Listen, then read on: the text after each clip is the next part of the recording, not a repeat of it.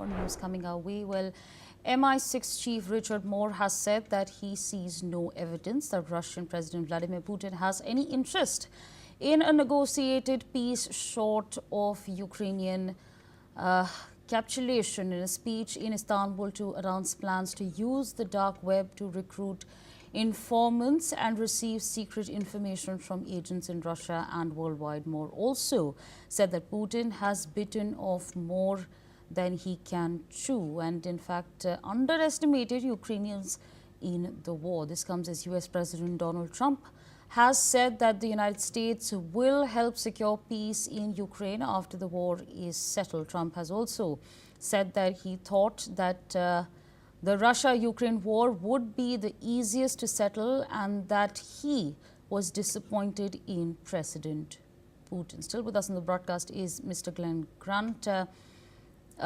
So what do you make of the statements by the MI6 Chief Richard Moore as well as the statements that have been made by Donald Trump? Well, I think Richard Moore is saying pretty much the same as the intelligence services of most European nations. And in fact, even the intelligence services of US have said exactly the same to Trump. He just seems to want to ignore it. There's nothing. There is not a tiny shred of evidence that that Putin wants to stop what he's doing.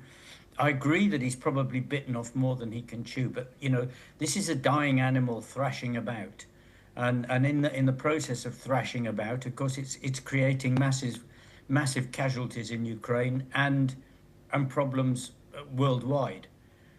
So people need to just understand we have to kill this beast.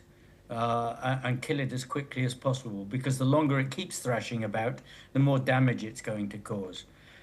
Trump's comment is just bizarre. I mean, to say we're going to help with the peace afterwards. Well, that's just him trying to actually work out how he can get more money out of this.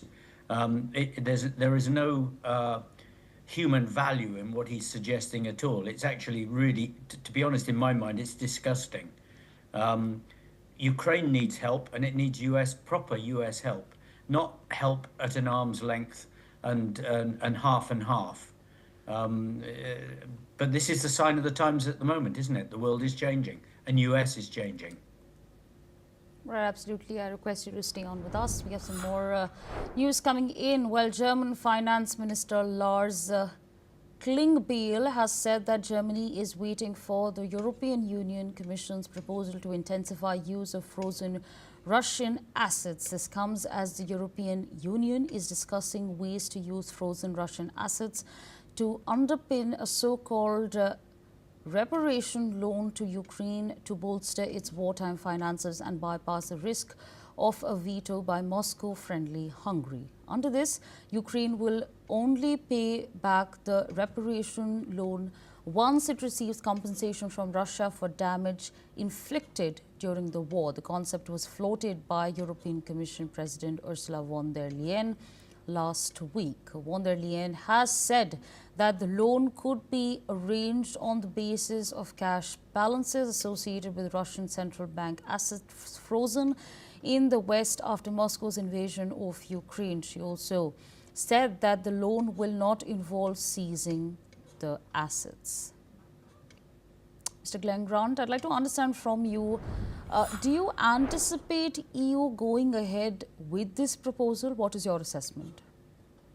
Well, I think they'll try, because they've had a lot of criticism especially from the US, for not actually using the Russian money that they have. But it's not just Hungary. Don't forget that Belgium has also been complaining bitterly about the money actually leaving, I think, leaving Belgium, and hasn't wanted it to be used, saying it will undermine the sort of the integrity of the European banking system, which frankly is complete nonsense. But it just shows that there are still countries, still people in the system who are still thinking in peacetime terms. Let's hope that the European Union does push something through, because this money is needed badly by Ukraine at the moment. Right, absolutely. With that, I'd like to thank you for joining us on NewsX